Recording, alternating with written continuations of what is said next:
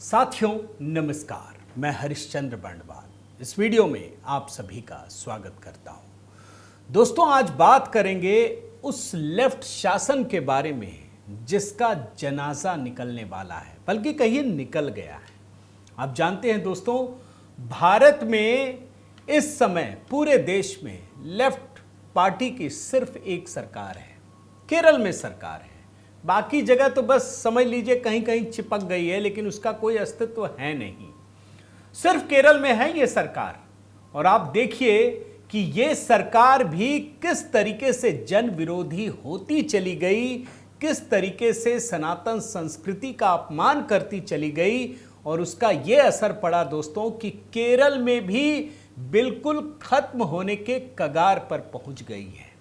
और इसीलिए ये लेफ्ट सरकार, कम्युनिस्ट जो कभी धर्म को अफीम मानते थे, वो अब हिंदू धर्म के नाम पर बड़े आयोजन कर रही है। मगर जानते हैं दोस्तों, इस आयोजन में भी इतना बड़ा गड़बड़ झाला सामने आया है, आप हैरान हो जाएंगे। केरल में प्रसिद्ध सबरीमाला मंदिर में एक बदलाव के नाम पर जो कुछ किया गया, उसके बाद पता चला कि 4.5 किलो सोने की चोरी हो गई है। सोना का नाम सुनते ही मन में बहुत सारी बातें उठने लगती हैं। पूरी दुनिया में आज जब अर्थव्यवस्था अस्थिरता के दौर से गुजर रही है, तो सोने की कीमतें रिकॉर्ड छू रही हैं। कहां जा रही हैं कोई अंदाजा लगा ही नहीं सकता। यह बात आप समझिए, आज 10 ग्राम सोने की कीमत करीब करीब 1,20,000 तक पहुंच गई है। वहां 4.5 किलो सोना अगर चोरी हो जाए तो कल्पना कीजिए कि हो क्या रहा है। आज की कहानी बड़ी विशेष है। केरल की कहानी है, लेफ्ट सरकार की कहानी है, कैसे जनाजा निकल रहा है। और इस चोरी को किसी और ने नहीं, हाई कोर्ट ने पकड़ा है। ये सबसे अमीर मंदिर में सोने की लूट की कहानी है। हम और आप आंखें मूंद नहीं सकते दोस्तों। अगर हम आंखें मूंद रहे हैं तो यकीन मानिए हम अपनी सनातन संस्कृति के साथ भी बहुत बड़ा धोखा कर रहे हैं। भैया, यहां तो हाई कोर्ट के आदेश से ये पता चल रहा है, और कहीं मेन स्ट्रीम मीडिया में इसकी खबर भी नहीं है। यहाँ तो वक्फ को लेकर इतनी कहानियां होती हैं, लेकिन एक मंदिर में 4.5 किलो सोना अगर कोई चोरी कर ले, उसकी गूंज सुनाई नहीं पड़ेगी। आज की कहानी बड़ी विशेष है दोस्तों। मैं निवेदन करता हूं कि आप भी कमेंट के साथ अपनी बात रखिएगा। और हाँ दोस्तों, देखिए, जब बात सनातन संस्कृति की हो, हमारे देश में पर्व त्योहारों का एक बड़ा सिलसिला है। और इसी सिलसिले में मैंने HB मेलोडी में दोस्तों करवा चौथ पर एक बहुत ही अच्छा गीत हमने तैयार किया है। ये गीत सुष्मिता जी की आवाज़ में है और मैं भी हूँ इस गीत में। तो आप देखिएगा, हमने बहुत तैयारी के साथ इसे शूट किया है, तैयार किया है। गीत के बोल, वीडियो बिल्कुल अलग अंदाज में, थोड़ा सा इस बार हमने अपना अंदाज बदला है। तो मैं चाहता हूँ कि आप देखिएगा, बताइएगा अच्छा लगा, कैसा लगा। जो भी आपकी प्रतिक्रिया हो, इस गीत को देखने के बाद बताइएगा कि आप क्या सोचते हैं। ऐसे गीत और तैयार करूं या जो भी आप कहना चाहें बताइएगा, मैंने कमेंट में लगा दिया है। आइए शुरू करते हैं दोस्तों। सबसे पहले तो आपको खबर दिखा देता हूं। केरल हाई कोर्ट ने सबरीमाला मंदिर के बारे में सुनते ही लोग बिल्कुल जैसे कहते हैं ना, भाव विह्वल हो जाते हैं। इतनी मान्यता है, इतना बड़ा मंदिर है, और अमीर मंदिरों में सबसे ऊपर की श्रेणी में है। यहां मूर्तियों को लेकर, जो मंदिर में स्थित द्वारपालक होते हैं ना, उसको लेकर बड़ा आदेश दिया गया है। जानते हैं क्यों? क्योंकि केरल हाई कोर्ट ने यह पाया कि मंदिर की मूर्तियों में लगा हुआ करीब करीब 4.5 किलो, अगर एग्जैक्टली कहूं तो 4.54 किलोग्राम सोना चोरी कर लिया गया है। हम जानते हैं कहानी क्या है दोस्तों। ये जो सबरीमाला मंदिर है, यहां द्वारपालक, जिसे संरक्षक देवता कहते हैं, मूर्तियों पर सोने की परत चढ़ी हुई है। 2019 में यह फैसला किया गया कि यहां तांबे के प्लेट पर दोबारा सोने की परत चढ़ाई जाएगी। परत चढ़ाई गई। फिर जब उसको लाया गया तो पता चला कि उसका जो वजन है वो 4.5 किलो कम हो गया है। मामला हाईकोर्ट में पहुंचा। पूछा भैया ये तो बड़ा चिंताजनक है यार, क्योंकि जब ये प्लेट भेजी गई थी तो उस समय उसकी कीमत थी 42 किलो 800 ग्राम, 42.8 केजी उसका वेट था। जब प्लेट में सोने की परत चढ़ाई गई और ये जब चेन्नई की एक कंपनी को पहुंची तो उसने तो पहले वजन किया कि हाँ भाई ठीक है, पहले आपने भेजा है सोने की परत चढ़ाने के लिए, जरा इसका वजन कर लेते हैं। तो पता चला उसके पास 38.258 किलोग्राम रह गया है। यानी मंदिर से निकला जो सोने का प्लेट और जो तांबे का और जो सोने की परत चढ़ी हुई है उसका वजन है 42.8 किलो, और जब चेन्नई की कंपनी के पास पहुंचा तो वो था 38.258 किलोग्राम। मतलब करीब करीब 4.5 किलो सोना गायब हो गया। केरल हाईकोर्ट में पहुंचा। अब देखिए मंदिर का मामला है, लोग दबाने लग जाते हैं। अभी कहीं दूसरे धर्म की बात होती ना तो ये चिंघाड़े मार मार के पूरा इंडिया अलायंस रोने लगता, भाजपा को बदनाम कर देता, सीधे मोदी जी तक पहुंच जाता। यहां कोई शोर शराबा नहीं है। केरल हाईकोर्ट में 2 न्यायमूर्ति राजा विजय राघवन वी और न्यायमूर्ति केवी जयकुमार, ये खंडपीठ ने कहा कि यह कमी केवल सोने की परत चढ़ाने के कारण ही हो सकती है। तत्काल एक व्यापक जांच का आदेश दिया और यह कहा, कोर्ट ने कहा कि यह संभव है कि यहां से भेजा कुछ और गया हो और कंपनी को कुछ और मिला हो। यह विवाद जानते कब का है दोस्तों? पता तो अब चला है ना, 2019 का है, जब टीडीबी मतलब त्रावणकोर देवस्थम बोर्ड, उस मंदिर के विशेष आयुक्त ने बिना किसी को सूचित किए, अदालत को सूचित किए, मरम्मत के लिए सोने की परत चढ़ाने का फैसला किया। यह प्लेट किसको भेजी गई, मैं जरा नाम बोलता हूं, ध्यान से याद रखिएगा। इस कहानी में बड़ा जबरदस्त पेंच है, कैसे चुराते हैं वो आपको समझ में आएगा। ये शख्स हैं उन्नी कृष्णन पोट्टी, उन्हीं की देखरेख में स्मार्ट क्रिएशंस को सौंपी गई थी। और ये रिकॉर्ड बताते हैं, उस समय तो रिकॉर्ड में था कि भाई आपको जब दे रहे हैं उन्नी कृष्णन पोट्टी की देखरेख में तो इसका वजन है 42.8 किलोग्राम।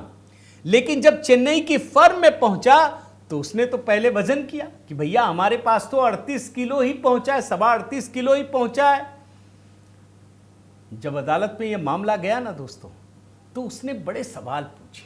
उसने क्या सवाल पूछा, बड़े गौर से सुनिएगा कि भाई जब ये बना था मूर्ति, ये मूर्ति जब परत वरत चढ़ाई गई थी सोने की, 1999 की बात है, मतलब आज से 26 साल पहले जब ये परत चढ़ाई गई तो उसमें वारंटी दी गई 40 साल की। जो हम बनाकर आपको दे रहे हैं इसकी वारंटी है 40 साल। अदालत ने पूछा कि भैया 6 साल में ही ये खामी कैसे आ गई, 6 साल में मरम्मत की जरूरत क्यों पड़ी?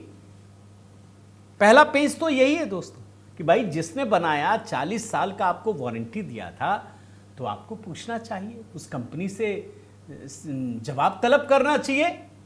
लेकिन चूंकि ये मंदिर है, कोई उनको लगता है कोई बोलने वाला नहीं, कोई जानेगा नहीं, बस दे दो।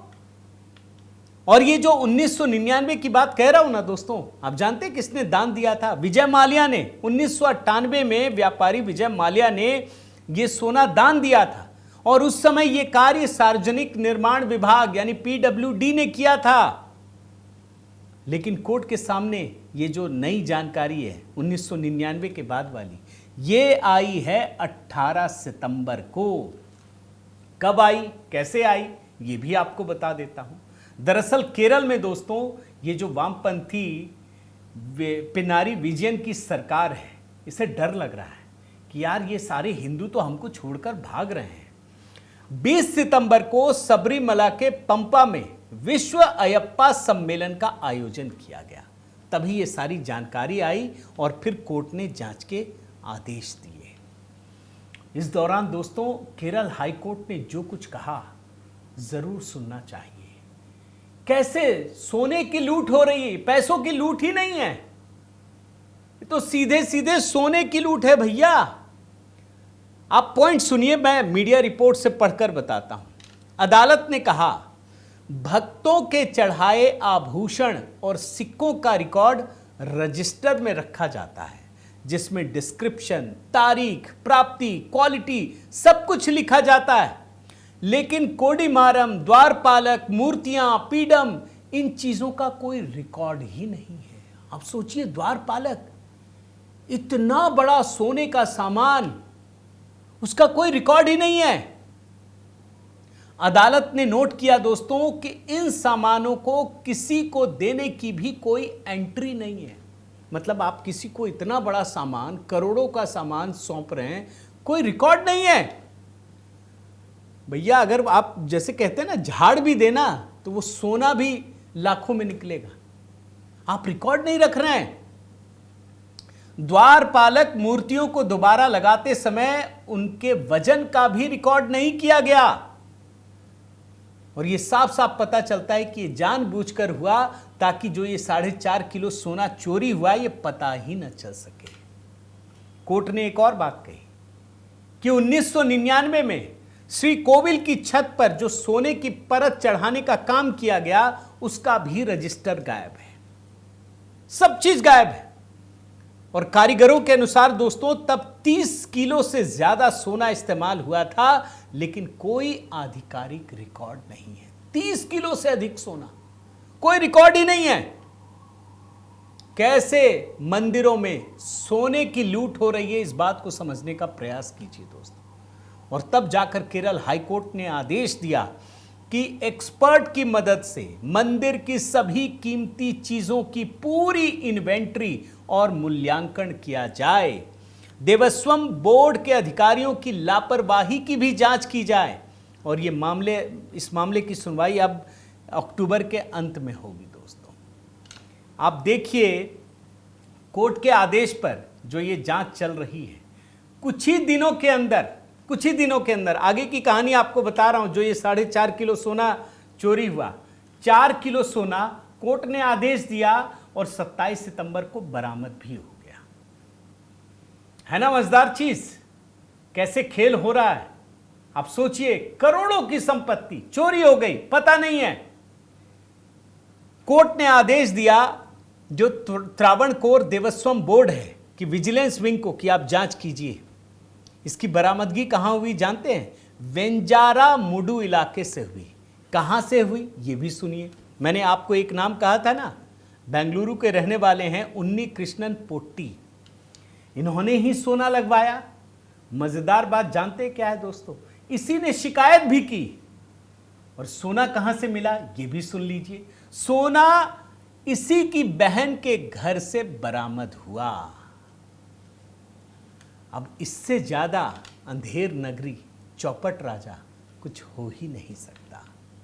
यह मंदिर के साथ चोरी नहीं है, यह सनातन संस्कृति की भावनाओं के साथ पूरा पूरा खिलवाड़ है दोस्तों। और सबरीमाला मंदिर क्यों इतना अमीर है यह भी आप समझिए। मैं आपको इस साल का आंकड़ा बताता हूं। सिर्फ इस बार दर्शन के लिए 6 लाख से अधिक श्रद्धालु पहुंचे हैं। जनवरी महीने में 2 महीने का लंबा एक उत्सव होता है सबरीमाला मंदिर में। कुल 440 करोड़ रुपए का राजस्व प्राप्त हुआ और सरकार ने खुद बताया कि इस बार 80 करोड़ ज्यादा मिला है। मैं तो एक रिपोर्ट देख रहा था दोस्तों कि सोना कितना है, क्या है, मैं आपको उसकी भी रिपोर्ट देता हूं। जो एक रिपोर्ट से पता चलता है, मंदिर के पास करीब 228 किलो सोना, 2994 किलो चांदी है। और ये जो मंदिर के पास मौजूद ये सोना मंदिर के दैनिक अनुष्ठानों और अन्य प्रयोजनों के लिए रखे सोने से अलग है। यानी ये अलग सोना है, वो अलग सोना है। यानी सिर्फ सोने का भंडार कितना होगा दोस्तों, आप खुद सोचिए। मंदिर को इससे अच्छी खासी कमाई होती है। मैं जरा आपको सबरीमाला मंदिर और ये पूरा जो सिस्टम खेल चलता है ना केरल में, जरा उसके बारे में भी आपको बताना चाहता हूं दोस्तों, ताकि आप समझ जाएं कि ये कितनी बड़ी चीज है। केरल सरकार खजाने की कमी की वजह से कोर्ट पहुंच जाती है कि बोलिए केंद्र सरकार को पैसा दें, खुद नहीं कुछ कर रहे हैं। अब जब कहीं नहीं पहुंचा तो क्या मंदिर में आप चोरी करेंगे? कौन है वो लोग, पता करना चाहिए। आखिर केरल हाईकोर्ट को क्यों आना पड़ा? सबरीमला मंदिर के बारे में बताता हूं आपको दोस्तों। ये केरल की राजधानी तिरुवनंतपुरम से 175 किलोमीटर दूर पहाड़ियों पर स्थित है और सबरीमला मंदिर में भगवान अयप्पा की पूजा की जाती है। पौराणिक मान्यताओं के अनुसार रामायण महाभागवत के अष्टम स्कंद और स्कंद पुराण के असुर कांड में जिस शिशु शास्ता के बारे में उल्लेख किया गया है वो वास्तव में भगवान अयप्पा हैं। और भगवान अयप्पा की उत्पत्ति दोस्तों विष्णु के मोहिनी रूप और भगवान विष्णु के समागम से हुई थी। और जो मलयालम महीना चलता है दोस्तों, उसमें पहले 5 दिन छोड़कर साल के सभी दिन मंदिर के दरवाजे आम दर्शनार्थियों के लिए बंद रहते हैं। पौराणिक मान्यताओं के अनुसार भगवान परशुराम ने ही अयप्पन की पूजा के लिए पूर्ण कवन के नाम से प्रसिद्ध 18 पहाड़ियों के बीच सबरीमला में मूर्ति की स्थापना की थी। केरल में दोस्तों बहुत सारे मंदिर हैं, हजारों मंदिर हैं। अब इसकी देख रेख के लिए आप जानते हैं दूसरे धर्म के जो पूजा स्थल हैं या तमाम चीजें हैं उस पर तो सरकार नियंत्रण नहीं करती, लेकिन मंदिरों के लिए केरल में क्या होता है, त्रावणकोर देवस्वम बोर्ड का गठन किया गया है। आप जानते हैं लेफ्ट की सरकार है, मनमाने तरीके से सिर्फ वामपंथियों की नियुक्ति होती है, लगातार कानूनी विवाद भी होते हैं दोस्तों। और याद रखिए जो ये बोर्ड बनाया गया ना जिसमें वामपंथियों का कब्जा है, इसके पास दुनिया का सबसे अमीर पद्मनाभ स्वामी मंदिर भी है और सबरीमला मंदिर भी है। और इसके पैसों का अपने मन से जैसे चाहे इस्तेमाल करती है। क्या करती है ये केरल हाईकोर्ट से ही आपको पता चलेगा। और सिर्फ पैसा नहीं दोस्तों, सिर्फ सोना जेवर पैसा इसी का नहीं, ये वामपंथी सरकार ना इन मंदिरों में जो आस्था है, जो परंपरा है, रीति रिवाज है, उस पर भी आक्रमण करती है। आप याद कीजिए, भूले नहीं होंगे दोस्तों, सबरीमला मंदिर की कहानी बता रहा हूं। 2018 में महिलाओं की यहां एंट्री नहीं होती है, 18 से 50 साल की महिलाओं की एंट्री नहीं होती है। ऐसा बहुत सारे रीति रिवाज होते हैं, आप जानते हैं। इस वामपंथी सरकार ने इस परंपरा को तोड़ने के लिए एड़ी चोटी का जोर लगा दिया था। सुप्रीम कोर्ट का फैसला भी आया, हिंदू लगातार विरोध करते रहे। केरल सरकार ने दोस्तों कोई परवाह नहीं की, बल्कि क्या किया मैं आपको बताता हूं। ये पिनरी विजयन की सरकार है, ये कहने लगी कि ये तो सेकुलर मंदिर है।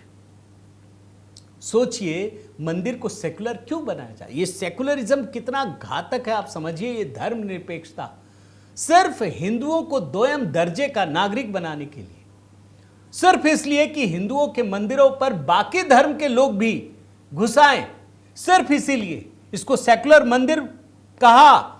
और बिना हिंदुओं की भावनाओं की परवाह किए 10 से 50 साल की महिलाओं के प्रवेश का समर्थन किया। और समर्थन ही नहीं किया, एक घटना आपको याद दिला देता हूं।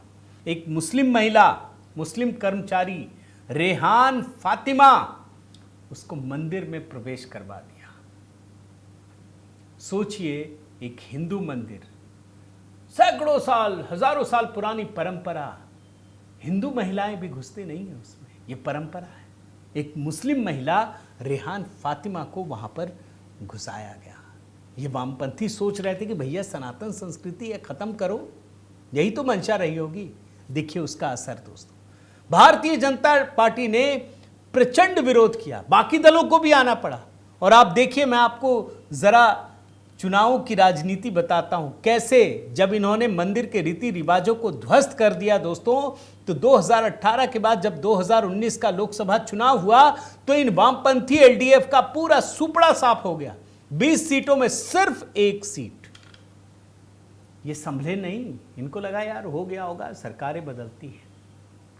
2024 लोकसभा चुनाव क्या हाल रहा, सिर्फ 1 सीट वामपंथी एलडीएफ को। और पहली बार दोस्तों भारतीय जनता पार्टी ने केरल के थ्रिसूर सीट पर सांसद का चुनाव जीता। ये पहली बार हुआ है, आप समझिए, ये लेफ्ट को समझ में आ गया। कि अब लगता है यहाँ से भी अपना बोरिया बिस्तर समेटने वाला है। फिर इनको लगा नहीं नहीं नहीं, हिंदुओं को भी थोड़ा लुभाना पड़ेगा। फिर इन्होंने दोस्तों धर्म की राजनीति शुरू की, सबरीमाला पर की। अभी इसी साल स्थानीय चुनाव होने और अगले साल विधानसभा के चुनाव होने हैं। हिंदुओं को साधने के लिए दोस्तों सबरीमाला के मुख्य द्वार पर पंपा में वैश्विक अयप्पा सम्मेलन का आयोजन किया गया 20 सितंबर को। केरल की जानते हैं आबादी कितनी है? 3 करोड़ 30 लाख करीब करीब। हिंदुओं की आबादी 55%, जिनमें एझावा 23% और नायर 14.5% है दोस्तों। ये लेफ्ट की सरकार को लग रहा है, लेफ्ट पार्टियों को, कि जरा सा एक टुकड़ा भी अगर तोड़ लेना तो काम बन जाएगा। यही उसे लग रहा है और इसीलिए लगातार जो ये सबरीमाला में सोने की चोरी हुई ये मना कर रही है। हमारा क्या लेना देना भैया, जब मंदिरों पर सरकार ने कब्जा कर रखा है तो किसकी जिम्मेदारी है? जरा सोचिए।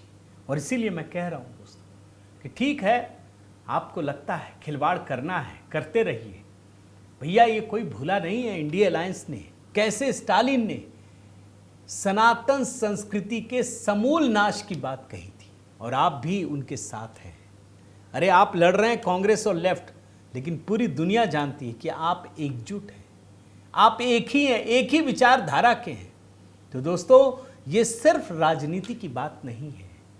जब तक इस देश के हिंदू अपनी संस्कृति के प्रति जागरूक नहीं होंगे, इस तरह की चोरियां तो होती रहेंगी, सनातन संस्कृति से खिलवाड़ होता रहेगा। ये तो गनीमत है कि केरल हाईकोर्ट खुद आगे बढ़ करके देखता है, जांच के आदेश देता है और 4 किलो सोना बरामद भी हो जाता है। मगर ये दुखद है दोस्तों कि हिंदू संस्कृति, हिंदुओं को जागरूक रहने की बड़ी सख्त ज़रूरत है। आपकी क्या राय है दोस्तों? आपको ये वीडियो कैसा लगा? ज़रूर कमेंट करके अपनी बात कहिएगा, बताइएगा क्या लेफ्ट आखिरी सांसें गिन रहा है या नहीं।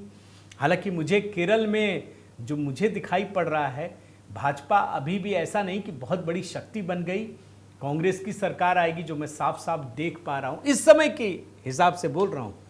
लेकिन अगर वहाँ के लोग जागरूक हो पाए तो इसका बड़ा व्यापक असर पड़ेगा।